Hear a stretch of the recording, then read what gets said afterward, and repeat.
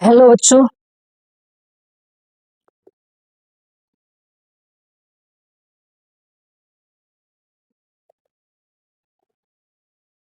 UP board 2026 target कक्षा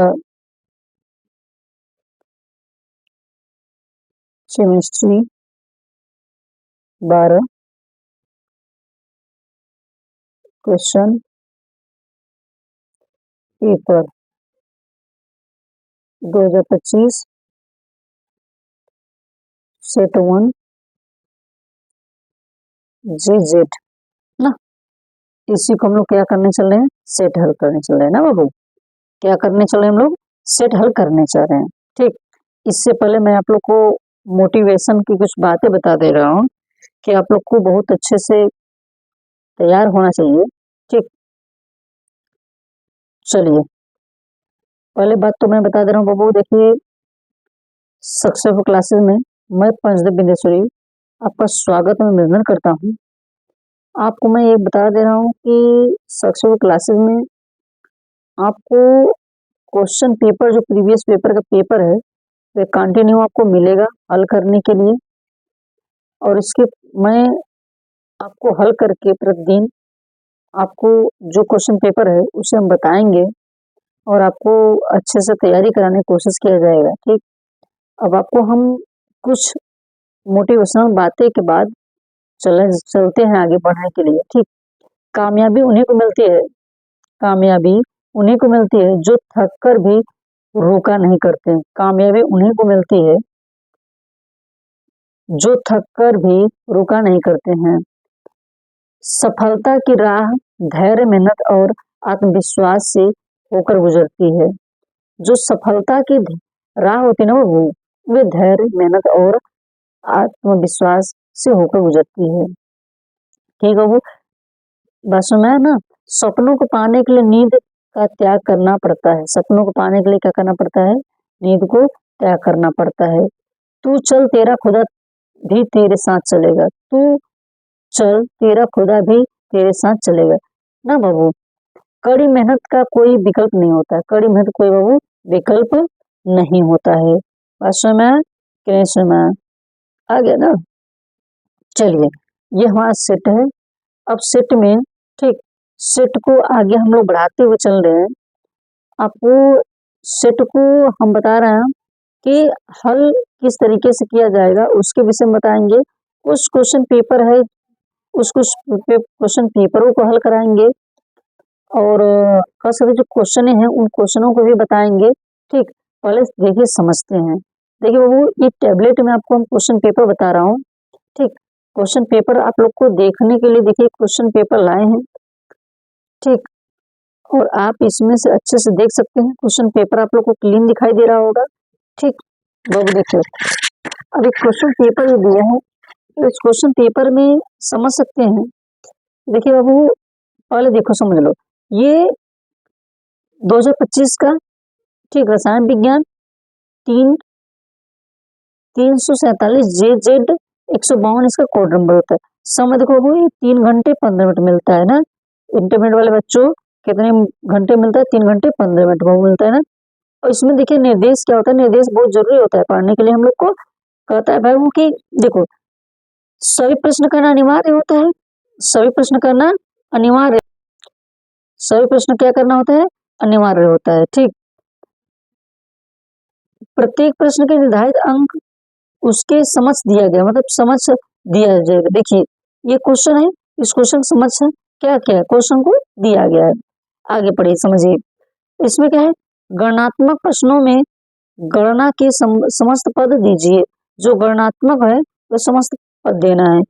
प्रश्नों के प्रासंगिक उत्तर लिखिए। जैसा क्वेश्चन कहेगा वैसा में उत्तर लिखना। जहाँ आवश्यक हो रासायनिक समीकरण भी देना पड़ेगा आप लोग को। क्या करना पड़ेगा, रासायनिक समीकरण देना पड़ेगा। ये देखिए, ये जो निर्देश है वे हिंदी मीडियम वाले को, ये हिंदी मीडियम। देखिए यूपी बोर्ड जो है ना, वे 2 माध्यमों से चलती है, 2 माध्यमों ना वो पहले समझिए। जो हमारी यूपी बोर्ड है ये 2 माध्यम चलती है। एक चलती है हिंदी मीडियम, हिंदी, और दूसरी जो चलती है बाबू दूसरी चलती है इंग्लिश, ENG, यस है यस ना। ये हिंदी मीडियम चलती है बाबू, ये इंग्लिश मीडियम चलती है। तो हिंदी मीडियम में जो क्वेश्चन पेपर होता है वे हिंदी में हम लोग पढ़ते हैं, ठीक। ये क्या करते हैं हम लोग, हिंदी में पढ़ते हैं बाबू। और जो इंग्लिश मीडियम वाले को होते हैं वे इंग्लिश में पढ़ते हैं। देखिए ठीक, आगे अब चलते हैं। पहला जो खंड आप लोग को मिलेगा, इस प्रश्न के प्रत्येक खंड में 4 विकल्प दिए गए हैं, सही विकल्प को चुनकर उसमें अपने उत्तर पुस्तिका में लिखिए ना। तो देखिए आगे कह क्या रहा है बाबू, देखिए समझिए। एक ऐसे ठोस पदार्थ, एक ऐसे ठोस विलयन का उदाहरण दीजिए जिसमें विलय कोई गैस हो, कोई क्या हो, गैस हो। जल में पहला ऑप्शन क्या है, जल में घुली हुई ऑक्सीजन। जल में बेटा ऑक्सीजन तो घुली होती है, लेकिन क्या विलय मिलेगा हमें, नो, अलग से बात कर रहा है ना, क्या कर रहा है वो, ये अलग से बात कर रहा है, ठीक। आगे करें, नाइट्रोजन में कपूर का विलयन। तीसरा क्या, पैलेडियम में, ठीक, पैलेडियम में क्या करा बाबू, पैलेडियम में हाइड्रोजन का विलयन। चौथा क्या कर रहे हैं, जल में घुला हुआ ग्लूकोज का, जल में घुला हुआ ग्लूकोज का। लेकिन हमारा ऑप्शन क्या होगा, सी ऑप्शन होगा। सी ऑप्शन हमारा क्या है, पैलेडियम में घुला हुआ, पैलेडियम में हाइड्रोजन का विलयन। तो पहले का जो क्वेश्चन पेपर है, पहले का जो आंसर है बाबू ना, ये पहले का जो आंसर है वे हमें आंसर मिलेगा पैलेडियम ना बाबू, पैलेडियम में हाइड्रोजन का विलयन, क्या वो विलयन, क्या मिलेगा, विलयन। बात समय पहले क्वेश्चन मिल गया हमें, पहले का आंसर क्या मिले, पैलेडियम में हाइड्रोजन का विलयन। बात समय बाबू, क्या आगे चले, ठीक। अब दूसरा हमारा ऑप्शन होता है, दूसरा क्या है बाबू, ये दूसरा क्वेश्चन देखो मेरे पास है ना, ये कह रहे थे जलीय विलयन में द्विसंयोजी आयन के चुंबकीय आघूर्ण का मान होगा यदि इसका परमाणु क्रमांक 25 हो। परमाणु क्रमांक क्या हो, 25 हो। इसमें ऑप्शन भी दे दिया है, ठीक, 1.73 BM, 2.83 BM, 4.96 BM, 5.92 BM, ये हमारा क्वेश्चन है, ठीक। अब इसको हम चलते हैं आगे, हल करने चलते हैं। आगे क्या करने चल रहे हैं हम लोग, अब हल करने चल रहे हैं। तो बाबू देखो, क्वेश्चन हमारा कह रहा है कि जो हमारा जलीय विलयन हो वे द्विसंयोजी हो, आई एम सॉरी बाबू, हाँ द्विसंयोजी, लेकिन इसका परमाणु क्रमांक हमारा जो है, ये परमाणु क्रमांक जो है ना बाबू, वे कितना दे दिया है, 25। और आज तक हम लोग पढ़े हैं जो परमाणु क्रमांक जो 25 होता है वे Mn को होता है, मैग्नीशियम का, मैग्नीज होता ना, मैग्नीज का बाबू, मैग्नीज ना। तो मैग्नीज का हम लोग क्या करेंगे, Mn का हम क्या करेंगे, 25 का इलेक्ट्रॉनिक विन्यास निकालेंगे। क्या वो निकालेंगे, इलेक्ट्रॉनिक विन्यास, किसके नियम से, SPDF के नियम से, मतलब अफबाउ के नियम से, किसके, अफबाउ के नियम से ना। अफबाउ का नियम क्या कहता है कि किसी तत्व के आयतन कोश में आंसर वो कहता है एस ब्लॉक में 2 इलेक्ट्रॉन, P ब्लॉक में 6 इलेक्ट्रॉन, D ब्लॉक में 10 इलेक्ट्रॉन, और बाबू F ब्लॉक में 14 इलेक्ट्रॉन, ये हम लोग पढ़े हैं, ठीक। तो इसे 1s2, 2s2, 2p6, 3s2, 3p6, 4s2 और 3d5, ये मेरा कंप्लीट हो गया ना बाबू। ये समझिए, इस चीज को जब कंप्लीट हो गया है तो अब इसको क्या जाए कि देखिए कह रहे हैं इसमें द्विसंयोजी मतलब जो इलेक्ट्रॉन हो वे 2 आयन दे दिया है। जो हमारा Mn है ना, ये 25 ना, वे 2 क्या कर दिया, आयन दे दिया है किसी को। जब आयन दे देगा तो हमारे इलेक्ट्रॉन बाहरी कक्षक में से निकल जाएगा, तो ये बनेगा 1s2, 2s2, 2p6, 3s2, 3p6, अब 3d5, अब 4s0 के 2 इलेक्ट्रॉन दे दिए। अब इसी का हम लोग चुंबकित, या हम बात कर सकते हैं कि युग्मित और अयुग्मित निकालेंगे, युग्मित और अयुग्मित निकालेंगे बाबू। बात सुनना, इसी क्या निकालेंगे हम, युग्मित और अयुग्मित निकालेंगे। बात सुनना, तो देखिए इसमें कितने होते हैं, डी है तो 5 खाना मिलेगा। कितने खाना मिलेगा बाबू, 5 खाना मिलेगा। इसे हम लिख सकते हैं कितना, 3d5। क्या मिलेगा बाबू, 3d5। अब 5 इलेक्ट्रॉन मिला है तो क्या करेंगे, एक इलेक्ट्रॉन ऊपर भरेंगे, एक इलेक्ट्रॉन ऊपर भरेंगे, एक इलेक्ट्रॉन ऊपर भरेंगे, एक इलेक्ट्रॉन ऊपर भरेंगे, एक इलेक्ट्रॉन ऊपर। ये कितने इलेक्ट्रॉन हो गया, 5 इलेक्ट्रॉन। अब 5 इलेक्ट्रॉन होने का मतलब क्या है, अब किसी में तो है नहीं, तो यही क्या हो गया, इसी को हम लोग बोल सकते हैं युग्मित के अयुग्मित बोलेंगे। आप लोग कमेंट करिएगा, इस चीज को देख करके क्या करेंगे, आप लोग कमेंट करेंगे। बात समझ में आ गया कि नहीं समझ में आई, बोलो बाबू, बोलो तो यार, तुम लोग कमेंट कर देना भाई, लाइक करो और सबको बता दो ये चीज हम लोग को बताया जा रहा है। ठीक, हम लोग क्या बताया जा रहा है आगे के लिए। ठीक, इसमें क्या होगा, अयुग्मित इलेक्ट्रॉन पाया जाएगा। क्या पाया जाए, अयुग्मित